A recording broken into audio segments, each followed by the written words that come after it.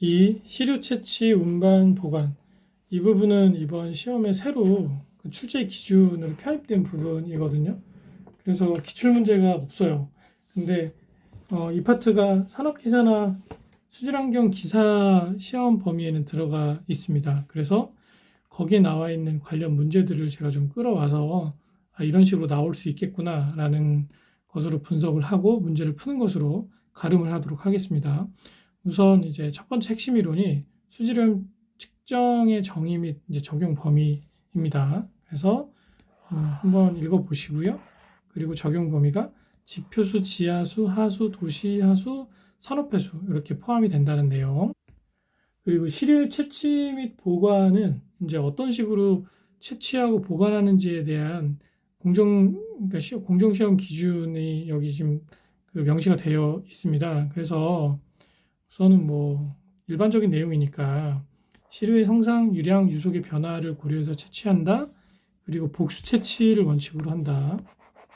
예외는 있습니다. 이따 예외에 대해서도 제가 설명을 해드릴게요. 또한 수동으로 채취할 때와 자동 시료 채취기로 할 때가 좀 다른데요. 수동으로 할 때는 30분 이상 간격으로 2회 이상 채취, 단일 시료와 자동 시료 채취기를 할 때는 6시간 이내 30분 간격으로 2회 이상 채취하고 단일 시료와 여기 내용이 좀 다르죠. 이 6시간이라는 것이 좀 들어간다는 내용.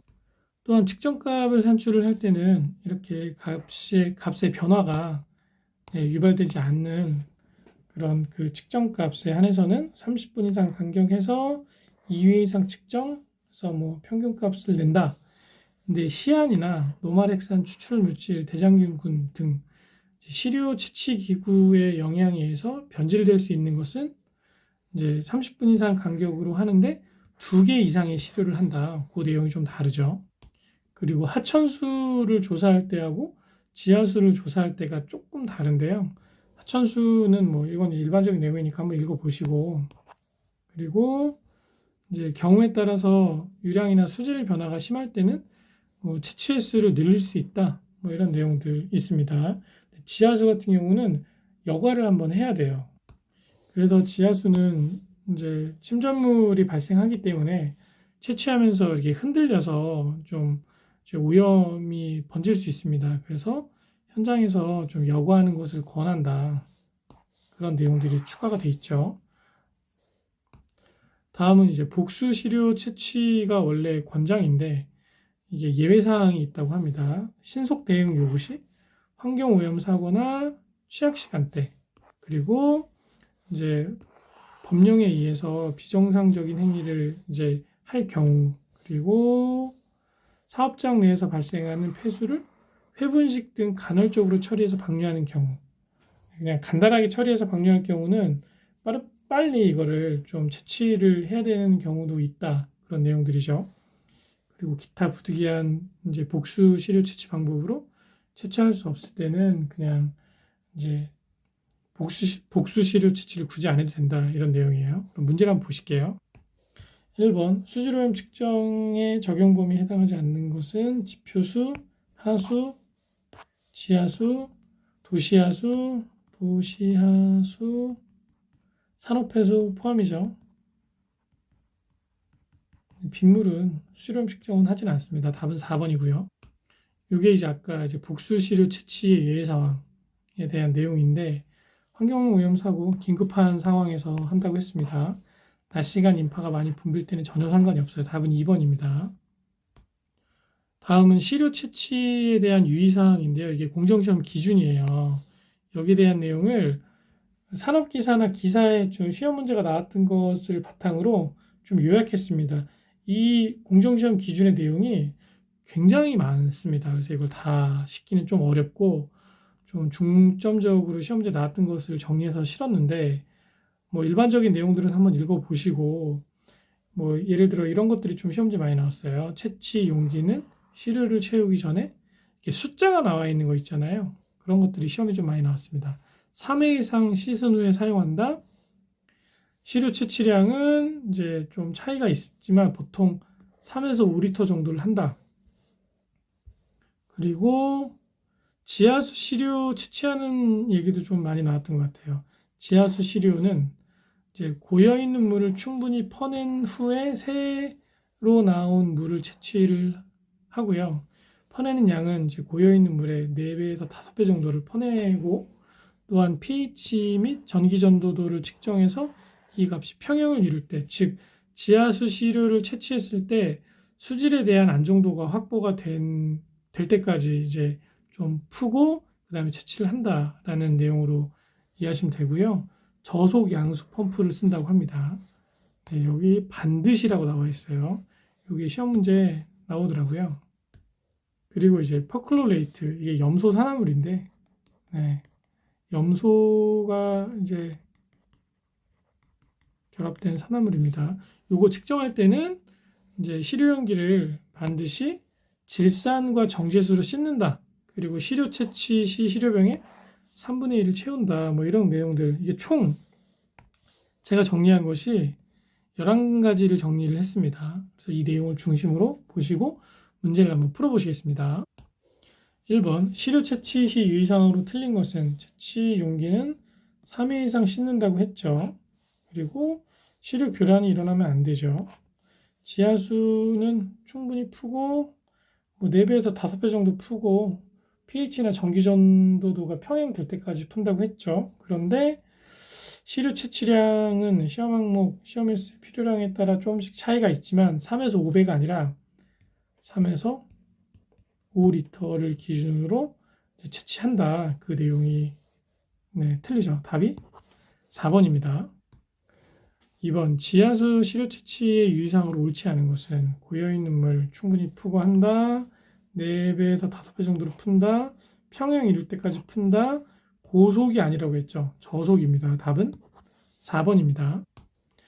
핵심 이론 공사 시료 채취 지점. 시료 채취의 지점을 이제 배출 시설 등의 폐수와 하천수를 기준으로 좀 그 사이트를 이제 정해서 어디서 채취를 하는지를 그림으로 이게 공정시험 기준에도 나와 있어요.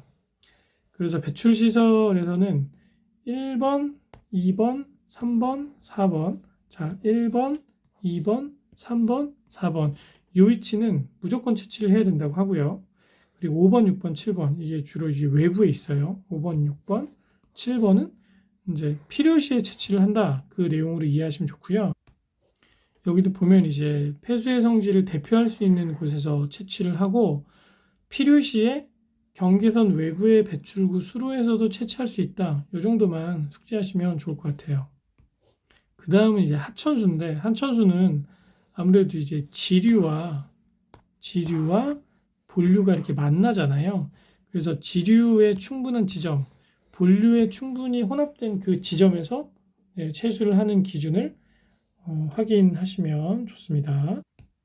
그리고 이제 오른쪽에 이제 하천의 단면에서 어떤 지점에서 이제 시료를 채취하는지에 대한 내용이 나오는데요. 이것만 읽으면 좀 어려워요. 그래서 그림으로 제가 좀 쉽게 설명을 드릴게요. 이게 이제 공정시험 기준에 그대로 명시되어 있는 그림입니다. 가장 수심이 깊은 지점을 찾습니다. 그래서 그 지점에 요 A라는 스팟을 정하고, 이 A라는 스팟을 기준으로 왼쪽과 오른쪽을 영역을 나눠서 여기를 절반으로 구획을 나눕니다. 그래서 이 절반이 되는 지점, 그리고 여기도 절반이 되는 지점이죠. 이 위치에서 수심을 봅니다. 그래서 수심이 2m를 기준으로, 요거보다 수심이 얕으면 상단에서 3분의 1 있는 지점에서 이제 물을 채수를 하고요. 그게 아니라 2m보다 깊다라고 하면 이제 이 수표면을 기준으로 각 3분의 1인 지점에서 채수를 한번 하고, 그리고 또다시 3분의 1인 그 지점, 여기가 총 따지면 이게 3분의 2가 되겠죠. 여기까지 내려온 위치가. 여기도 마찬가지죠. 이 위치에서 한번 채수를 한다. 그렇게 기억하시면 좋을 것 같아요. 그럼 문제를 보시겠습니다. 시료의 채취 지점에 대한 설명으로 옳지 않은 것은, 쭉 읽어보시면 이제 부지경계선 외부도 채취를 할 수 있죠. 답은 3번입니다. 핵심 이론 05, 시료의 보존 방법. 이 파트는 지금 표로 다 이제 내용을 적어 놓긴 했는데, 너무 양이 방대하죠. 그래서 좀 특이한 것 중심으로 암기를 하시면 도움이 될 것 같아요. 예를 들면 이 이제 잔류염소 같은 경우에는 갈색 용기로 우리가 보관을 시료 용기를 써야 된다는 그런 내용들. 이거는 산업기사 기사의 시험지에 실제로 나왔던 그런 부분이에요. 그리고 여기 나와 있는 것들을 좀 정리를 하나의 표로 마지막 부분에 제가 붙여놨는데요. 여기 이제 주요 물질별 용기를 정리한 요 내용 정도는 그래도 좀 숙지를 해두시면 어떨까 싶습니다. 그럼 문제 보실게요. 1번 다음 중 반드시 갈색 유리 용기를 사용해야 하는 것은 아까 이제 잔류염소 갈색 용기를 써야 한다고 했죠. 요거 말고도 이제 갈색 용기 쓰는 것들이 몇 개 있습니다. 그런 것도 좀 같이 암기를 해두세요. 답은 1번입니다. 2번 측정 항목별 시료 보존 방법으로 옳지 않은 것은 이런 문제 나오면 너무 어려운데 지금 답만 이제 확인해 드리면 용준산소는 8시간입니다. 최대 보관 기간이 5일이 아니라 뭐 BOD5 측정하는 것도 아니고 그날 바로 측정을 해야 되거든요. 다른 내용들은 맞아요. 그래서 답은 2번. 3. 관능법 분석. 관능법이라고 하면 정확한 어떤 그 기구를 사용하는 그런 방법이 아니라 인간의 감각을 이용해서 분석하는 방법이라고 이해하시면 됩니다. 그래서 분석법이 냄새, 맛, 분석 이렇게 두 가지로 우리가 이야기할 수 있어요. 그래서 이제 냄새를 이용한 그 분석법에 대한 내용 한번 읽어보시고요. 그리고 맛을 이용한 분석에 관한 내용도 한번 읽어보시면 되는데 여기 이제 숫자가 이렇게 나와 있는 부분이 있어요. 냄새도 이제 5명 이상 측정하는데 염소 냄새는 제외한다. 염소 냄새는 너무 강해서 좀 이걸 관능법으로 분석하기 적합하지 않다고 생각을 합니다. 그래서 이거는 정확한 수치로 나와야 되기 때문에 그리고 맛을 이용한 분석도 최소 2명 이상 측정, 5명 이상을 이제 한다. 대신 얘도 염소 맛은 제외한다. 그리고 관능법을 이제 하기 위한 시료의 관리 및 보존의 공통사항이 나와 있는데요. 이제 최대한 빨리 측정하는 것이 중요하고 보관이 불가피할 경우에 물을 시료 1리터 병에 넣어서 이런 온도로 보관한다. 그리고 이제 유리 재질의 병, 그리고 폴리테트라플루오로에틸렌 재질의 막에 사용한다. 플라스틱은 사용하면 안 된다고 합니다. 핵심 이론 공이 관능법 분석 결과의 처리. 아무래도 오감에 기인한 냄새나 맛의 분석이기 때문에 오차가 발생할 수밖에 없겠죠. 그래서 이 오차를 줄이기 위해서는 여기 지금 명시되어 있는 것처럼 정밀도 구현을 위해서 시료를 2명 이상이 동일하게 측정을 해야 한다고 합니다. 그래서 같은 조건에서 측정을 해야 좀 오차를 줄일 수 있는 좀 그렇게 되지 않을까. 네, 그런 내용으로 이해하시면 되고요. 시험 성적서를 낼 때는 이제 채취 장소, 일시, 접수일자, 방법, 환경, 결과, 발행일자 이런 내용들이 명시가 되어야 된다고 합니다. 그럼 문제 보실게요. 1번은 관능법 분석에 대한 설명이죠. 답은 2번이고요. 2번은 실제로 이제 시험 문제에 나왔던 문제 중에 하나인데요. 네, 우선 맛이 없는 것이 정상이라고 합니다. 네. 네, 소독으로 인한 맛 이외에 소독이라고 하면 이게 염소겠죠, 염소. 네, 염소 맛 말고는 없는 것이 정상이라고 하고요. 네, 샘물, 먹는 샘물, 약수의 맛은 적용하지 않는다. 이것도 맞아요. 최소 4명이 아니라 2명이라고 했죠. 그리고 정도 관리를 위해서 같은 측정 조건에서 이제 냄새를 맡게 또는 맛을 측정하게 한다. 염소 맛은 제외하는 건 맞지만 이 내용이 틀려요. 답은 3번입니다. 다음은 무게차 분석입니다. 무게차 분석은 간단하게 말씀드리자면 측정 전과 측정 후의 무게를 분석을 해서 어떤 물질이 얼마큼 있는지를 이제 정량적으로 측정하는 그런 실험법이라고 생각하시면 됩니다. 그래서 대표적인 방법이 이제 부유물질 측정이나 노말 핵산 추출 물질 시험법이 2가지가 있고요. 그것에 대한 각각 내용은 다음과 같습니다. 수중 부유물질은 우리가 SS라고 하잖아요. 그래서 얘를 이제 수중 현탁 고형 물질이라고 우선 하고, 얘는 유리섬유 여과질을 써서 여과를 시켜요. 그래서 이제 여과 전, 여과 후, 요 무게의 비교를 합니다. 그래서 여과 전과 후에 어떤 그 중량의 차이를 이제 빼면 실제로 그 SS 물질의 순수 무게만 우리가 추출해낼 수 있거든요. 그것으로 부유 물질이 해당 수용액이 얼마큼 있는지를 측정할 수 있는, 계산할 수 있는 실험이라고 할 수 있겠죠. 이제 두 번째는 노말헥산 추출 물질인데요. 얘도 중량법으로 처리가 측정이 가능하다고 합니다. 그래서 우리가 보통 수질오염 물질 중에 하나로 노말헥산 추출 물질을 이야기를 하고요. 이제 휘발성이 낮은 탄화수소나 탄화수 유도체, 그리스가 기름이에요. 이런 물질을 이제 핵산 추출 물질로 정의를 할 수 있다. 그리고 얘네들을 어떻게 추출을 하냐면 우선 pH를 4 이하로 산성화한 후에 산화제를 써서 이제 흡착을 해서 제거한 후에 무게의 차이를 측정을 해서 이제 무게법으로 측정할 수 있다라고 보시면 돼요. 그리고 지표수, 지하수, 폐수 등의 적용이 가능하고 정량 한계 0.5mg/L으로 정한다. 그리고 무게차법 분석 결과를 처리를 할 때는 각 시료군마다 바탕 시료를 하나씩 해야 된다는 내용. 정제수 쓰고, 그리고 이제 수행 순서는 실험 절차와 동일하게 측정하되 그 값은 정량 한계 미만이어야 된다. 이런 내용들 꼭 알아두시면 좋습니다. 그래서 정도관리 목표값 오차를 최소화하기 위한 목표값은 SS는 없다고 합니다. 노말헥산 추출 물질에만 있고, 그리고 이제 정도관리 목표 정량 한계, 정밀도, 정확도는 뭐 이런 식으로 0.5mg/L 이내의 정량 한계와 표준 편차 25% 이내, 정확도의 목표값은 75에서 125%로 정한다. 이런 내용을 중심으로 문제를 한번 보실게요. 1번, 이건 이제 무게차 분석에 대한 설명이죠. 답은 1번이고요. 2번입니다. 무게차 분석 방법, 부유물질, 노말헥산 추출 물질, 각 시료 보존 기간과 관리에 대한 내용인데요. 여기가 부유물질은 7일입니다. 7일. 10일이 아니죠. 답은 1번입니다. 5. 적정법 분석. 적정법은 환경실험의 굉장히 중요한 부분입니다.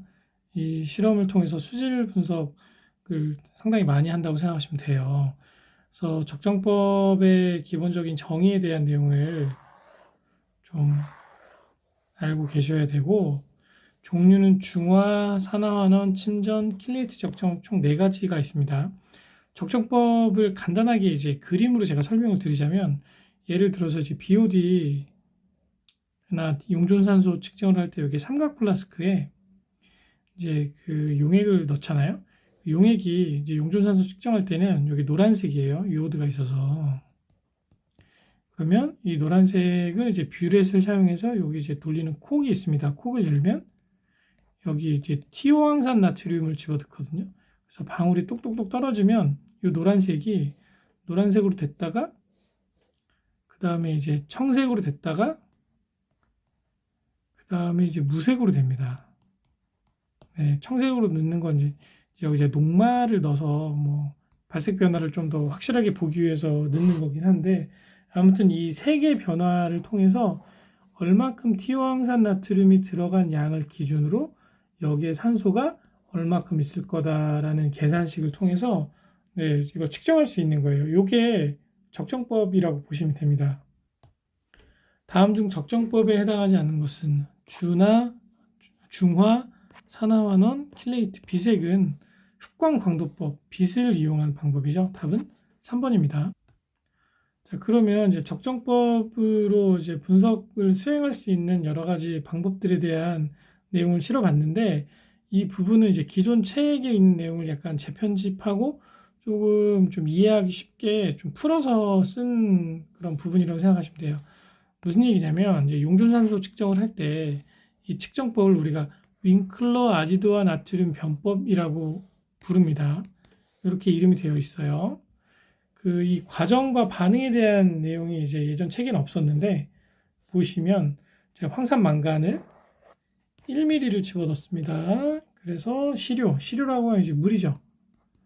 물, BOD 병에 이제 300ml 정도의 BOD 병에 황산 망간 1ml, 그리고 알칼리성 아이오딘화 칼륨 1ml, 요거를 집어넣어서 이제 그 물 속에 있는 용존산소와 이제 반응할 수 있는 이제 수산화 제일 망가니즈를 침전을 시키고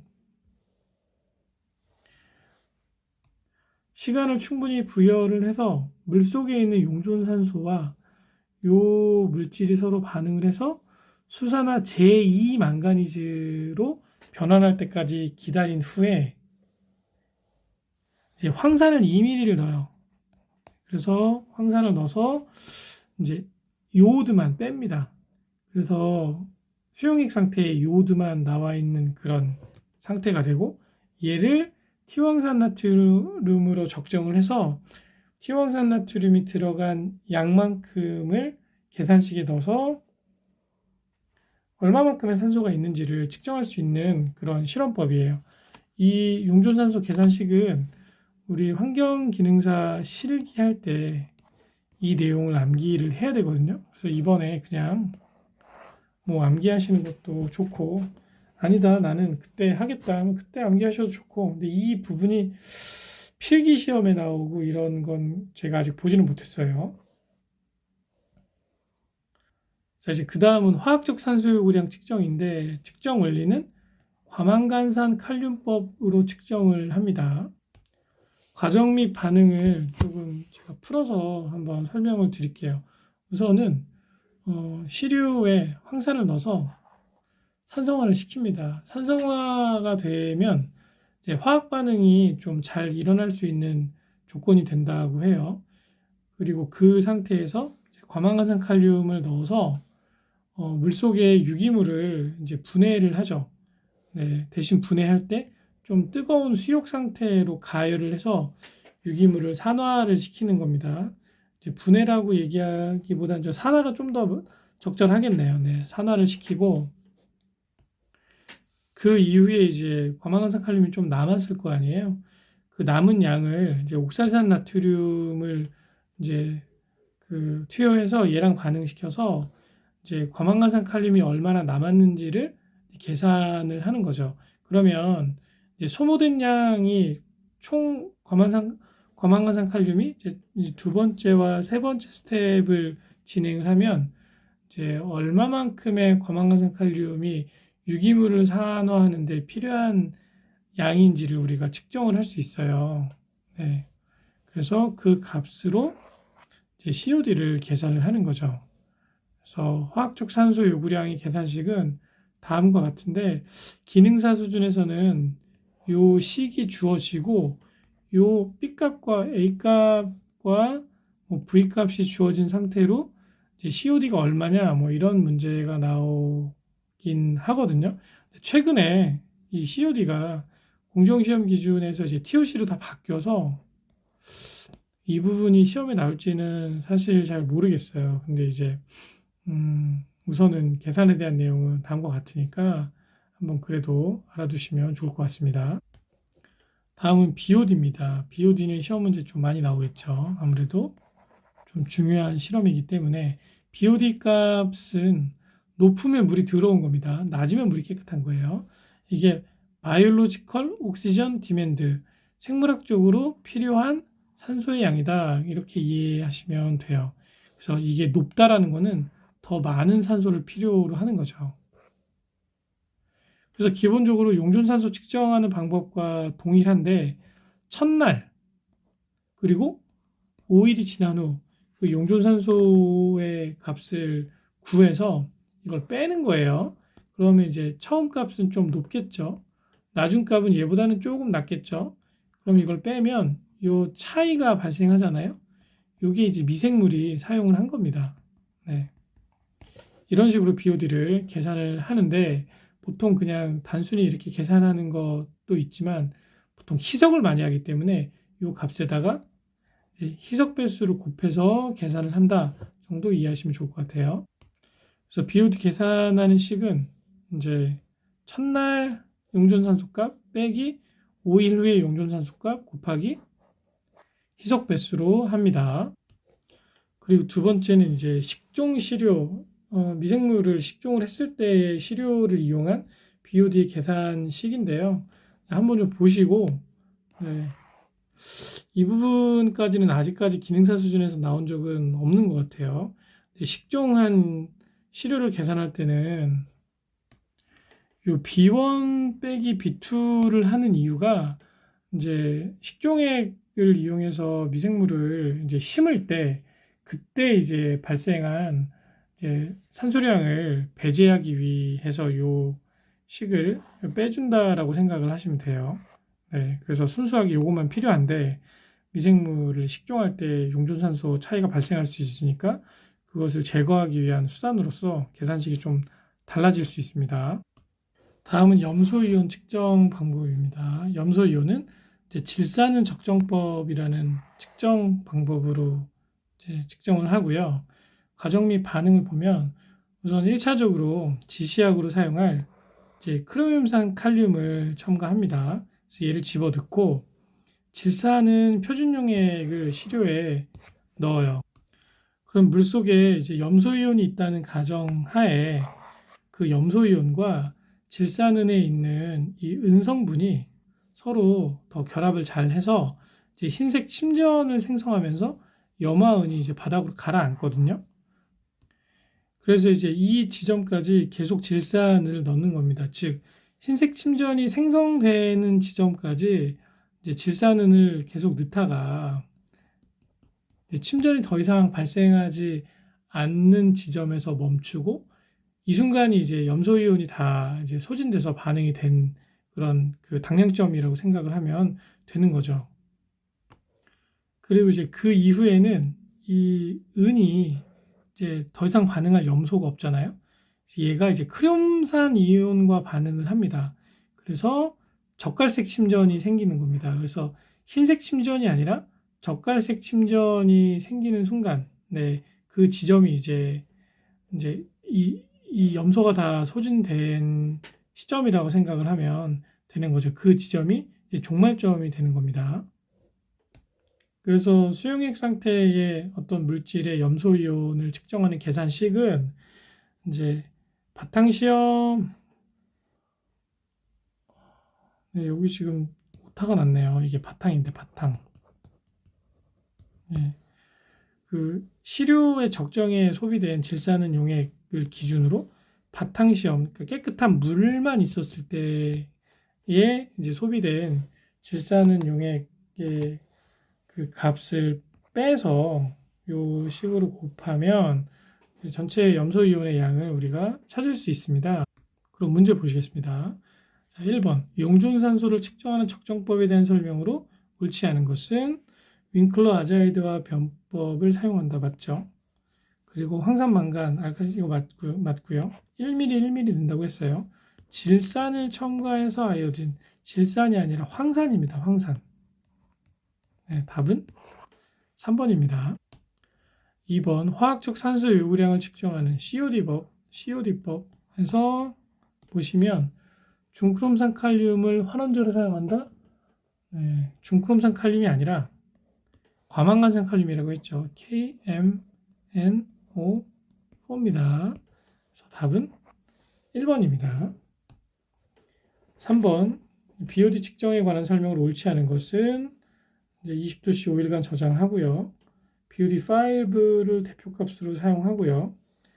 희석을 하는 경우도 있어요. 이제 농도값이 너무 낮은 경우에 이제 그 희석을 해야 이 적당한 값을 우리가 추출해낼 수 있습니다. 그래서 답은 3번이죠. 4번. 염소이온 측정하는 모르법에 사용하는 지시약. 크롬산 칼륨으로 지시약으로 쓴다고 했어요. 답은 1번입니다. 6. 전극법 분석. 핵심이론 01. 전극법 분석 준비. 우선 전극법의 개념을 알아야겠죠. 그래서 용존 상태의 어떤 물질의 양을 측정을 할 때 전류세기의 차이를 비교해서 값을 추정하는 그런 방법이에요. pH나 용존산소나 전기 전도도 등을 측정할 때 사용됩니다. 첫 번째로 pH 측정기를 분석하는 방법을 간단하게 설명드리자면, 이제 기준 전극과 비교 전극으로 구성된 검출부가 있습니다. 그리고 이것을 표시하는 지시부가 있겠죠. 그래서 이 검출부에서 이 기준 전극과 비교 전극의 그 전력 차이가 발생을 하거든요. 그 전력 차이의 크기에 어떤 양을 비교를 해서 pH가 몇이다 이런 것들을 분석하는 방법이라고 생각하시면 되고요. 검출부와 지시부로 구성이 되어 있다. 그리고 측정 범위는 이제 0도씨에서 40도씨, 지표, 지하수, 폐수 이렇게 대상 수를 측정을 할 수 있고요. pH는 0에서 14까지 측정이 가능하겠죠. 두 번째 이제 용존산소 측정기가 나왔죠. 용존산소 측정기는 경막 전극법을 활용한다고 했어요. 이 경막이 멤브레인입니다. 멤브레인. 이게 선택적 투과 막이라고 생각하시면 됩니다. 그럼 측정 과정을 이제 그림으로 간단하게 그리면서 설명을 해드리자면, 이 용존산소 측정기는 이제 바 형태로 되어 있어요. 그래서 이렇게 기다랗게 생겼거든요.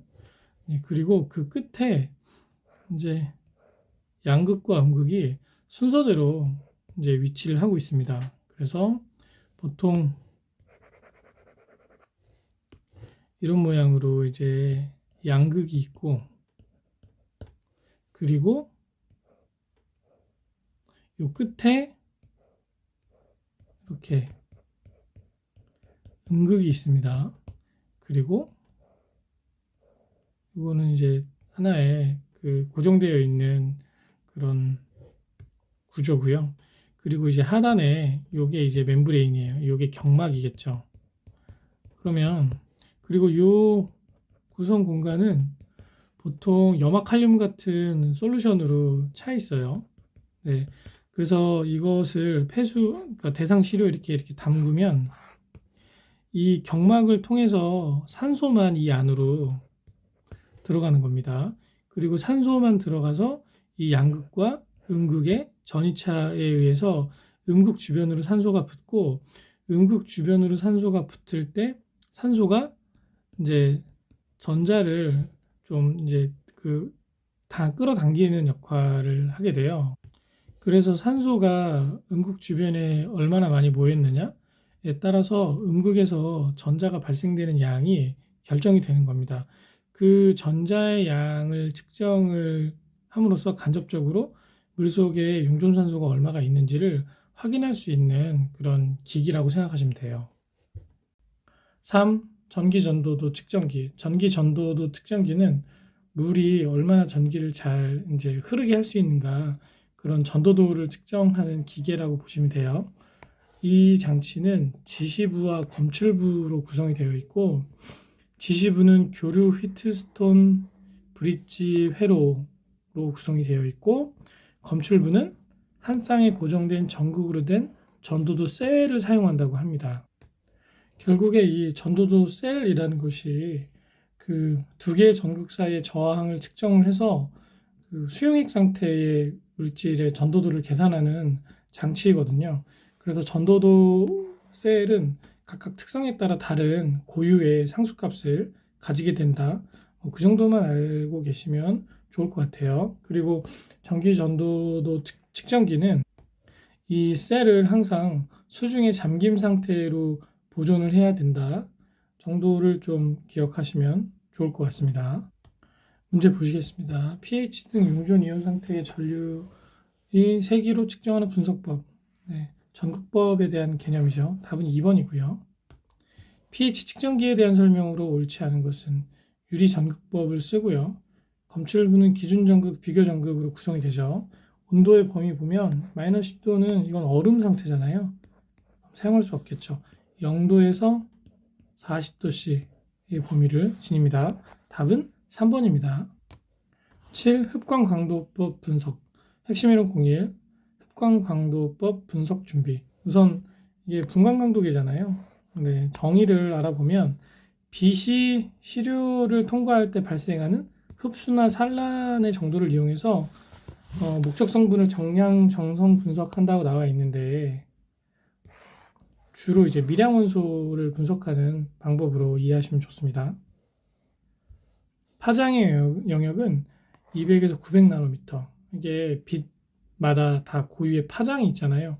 그래서 이 흡광 광도법은 주로 요 영역대 파장의 빛을 이용을 해서 이제 그 미량 원소를 분석을 한다고 합니다. 분석 원리가 좀 중요한데요. 이 비어 람베르트 법칙이라고 하면 비어의 법칙과 람베르트 법칙이 합쳐진 거예요. 그래서 비어의 법칙은 뭐냐면, 비어의 법칙이 이제 흡수되는 빛의 양이 물질의 농도에 비례한다가, 즉 이제 흡수되는 빛의 양이 농도에 비례한다가 비어의 법칙이고, 람베르트 법칙은 흡수되는 빛의 양이 두께에 비례한다. 이게 무슨 얘기냐면, 이제 이런 시리오 셀이 있어요. 네, 이 안에 수용액이 이렇게 차 있다고 생각하면, 이 빛이 왼쪽에서 오른쪽으로 나갈 때 농도가 진하면 더 많은 물질이 들어있겠죠. 네, 그러면 빛이 더 많이 흡수된다라는 뜻이고, 흡수셀이 요 길이가 있잖아요. 요걸 이제 L이라고 볼게요. 그런데 흡수셀이 가로가 훨씬 더 깁니다. 네, 그러면 요 L이 더 길게 되면 더 많은 두께, 길이를 통과하면서 더 많이 빛이 흡수가 되겠죠. 그렇게 이해하시면 좋을 것 같아요. 그래서 이거를 비농 하나만 외우세요. 자, 비농. 그래서 비어의 법칙은 빛에 흡수되는 흡광도의 양이 농도에 비례한다. 그럼 나머지는 그냥 두께, 길이로 암기를 하면 되겠죠. 흡광도 값을 계산하는 식은 A는 입실론 CL. 여기서 이제 요게 몰 흡광 개수고 밑에 나오죠. 그리고 요게 이제 농도고, 요거는 두께, 길이가 됩니다. 그리고 이제 투과도로 이제 그 로그 함수로 바꾸면 로그 t-1로 표현을 할 수가 있어요. 그리고 입사광과 투과광의 강도로 표현을 하게 되면, 여기 지금 오타가 났는데 요게 강도입니다. 강도. 네.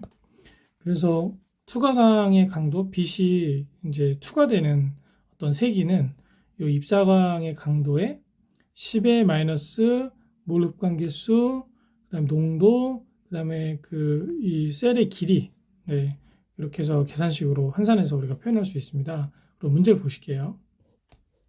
빛이 물질을 통과할 때 그 물질이 흡수되는 빛의 양이 물질의 농도와, 요거 이제 비어의 법칙이죠. 두께, 이건 람베르트입니다. 그래서 비어 람베르트죠. 이거를 람베르트, 비어의 법칙이라고도 할 수 있어요. 실제로 이렇게 부르기도 합니다. 그래서 이 위치가 바뀌는 경우도 있으니까 그거는 뭐 크게 신경 안 써도 됩니다. 답은 2번입니다. 다음은 흡광 광도법을 분석할 때 어떤 식으로 하는지와, 그리고 기본적인 기기 구성에 대한 내용이 나옵니다. 이게 광원부, 파장 선택부, 시료부, 측광부 순으로 구성이 되고요. 이 빛이 나오는 파트가 이제 광원에서 빛이 나오면 그 다양한 빛 중에 내가 이번에 분석에 사용할 특정 파장의 빛을 선택하는 부위가 있고, 그 선택한 빛이 시료로 입사가 이렇게 되고 나면 들어갈 때 나올 때 값이 다를 거 아니에요. 그 나온 값을 어느 한 지점에서 측정해서 데이터 값으로 보여주는 기기로 구성되어 있다라고 말씀드릴 수 있어요.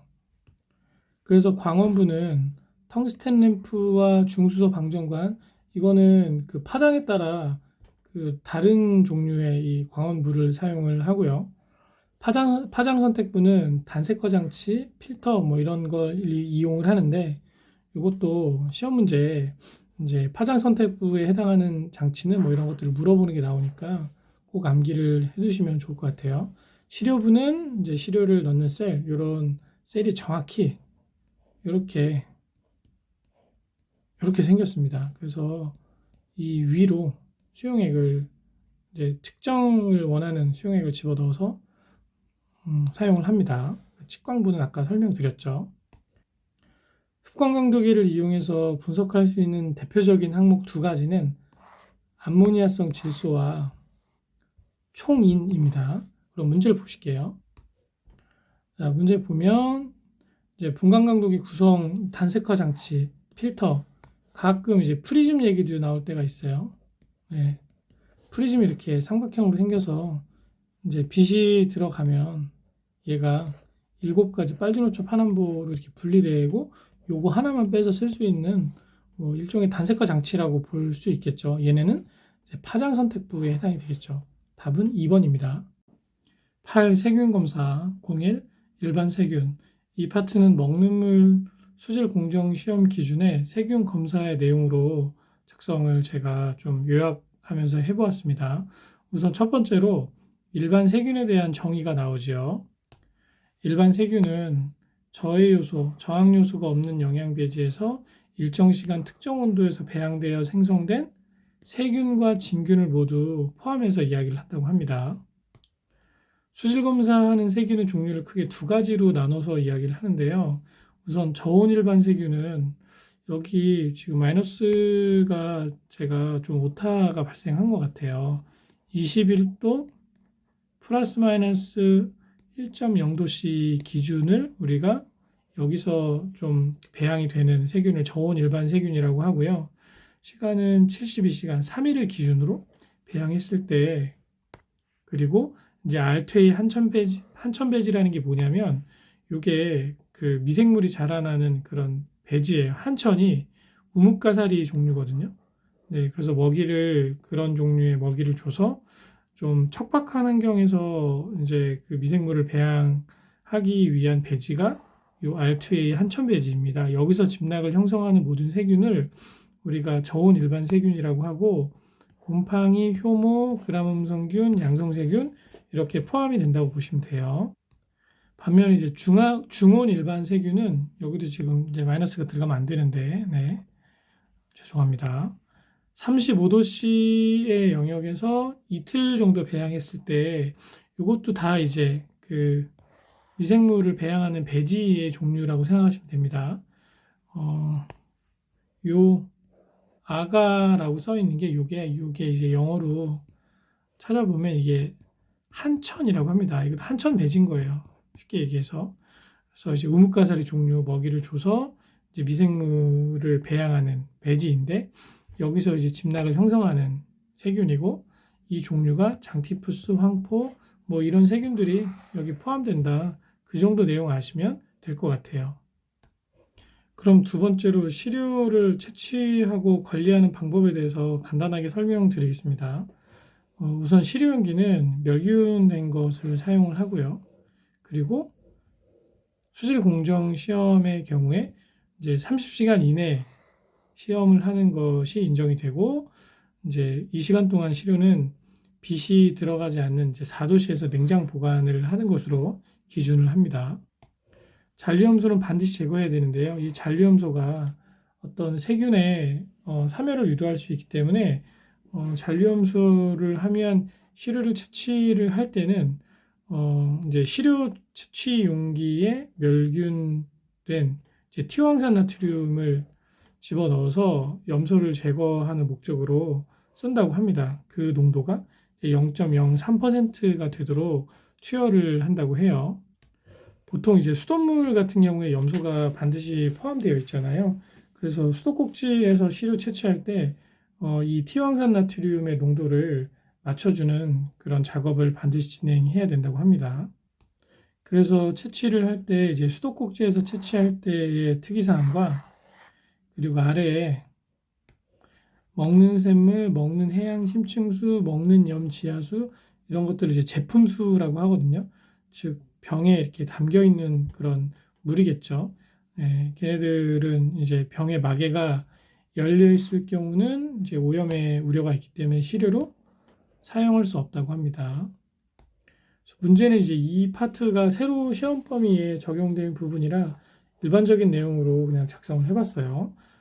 문제 보시겠습니다. 먹는 물 수질 공정 시험 기준에 의거한 일반 세균 검사에 관련된 내용으로 옳지 않은 것은 우선은 일반 세균, 진균과 세균을 포함하죠. 그렇죠?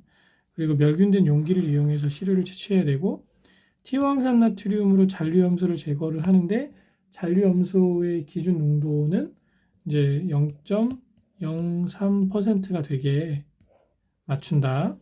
그리고 중온 일반 세균은 일반 세균 검사에 당연히 포함되죠. 이 저온과 중온이 포함되고 저온은 21도씨 플러스 마이너스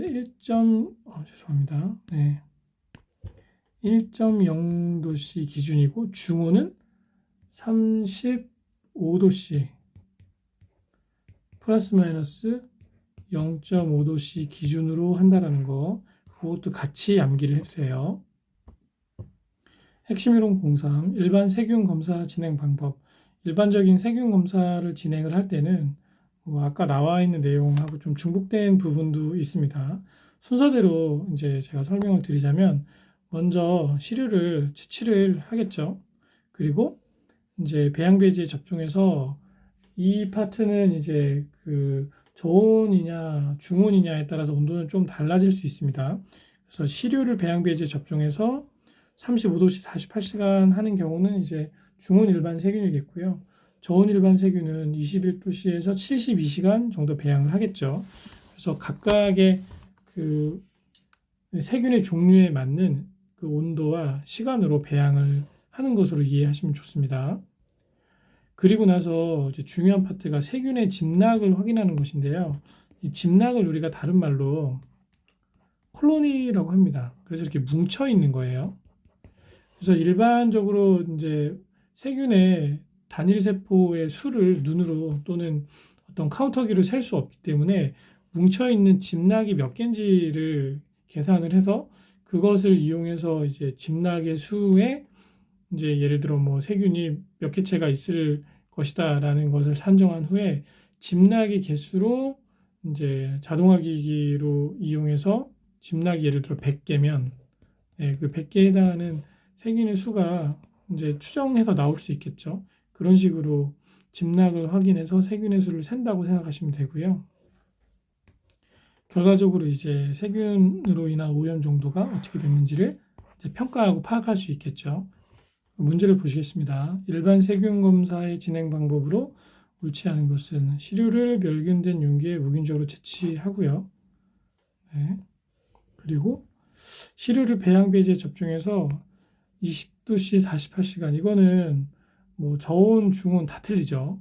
예를 들어 21도 기준으로 72시간을 한다. 그러면 이건 저온 세균이 되겠고 35도씨에서 48시간을 배양을 한다. 그러면 중온 일반 세균이 되겠죠. 이런 조건으로 배양하는 그 세균은 없습니다.